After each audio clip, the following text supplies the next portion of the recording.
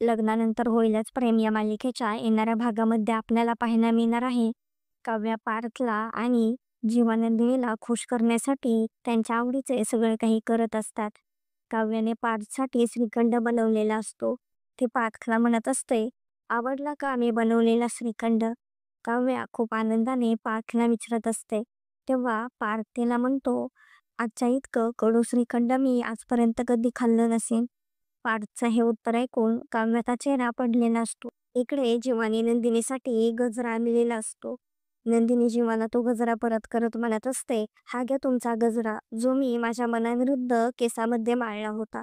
तुम्ही मला खुश करण्यासाठी खूप काही करू शकता, पण खुश करणं आणि सुखी असणं यामध्ये खूप फरक आहे." पार्थ काव्याला म्हणतो, "तुम्ही माझ्यासाठी काही करू नका. तुम्ही आता फक्त लवकरात लवकर डिव्होर्स पेपरवर सही करा, म्हणजे मी मोकळा होईन." नंदिनी जीवाला म्हणत असते, "आपण दोघे आपापल्या मार्गाने पुढे निघून जाऊयात. आपण वेगळे होऊयात." पार्थ नंदिनीला खूप त्रास होत असतो. पण जीवा आणि काव्या त्यांच्या जोडीदाराला मनवण्यासाठी खूप प्रयत्न करत असतात. पण त्यांना ते कळत नसते त्यांनी त्यांच्या जोडीदाराला खूप दुखावले आहे. तर आता पुढे काय काय होणार आहे हे पाहणे खूपच इंटरेस्टिंग होणार आहे.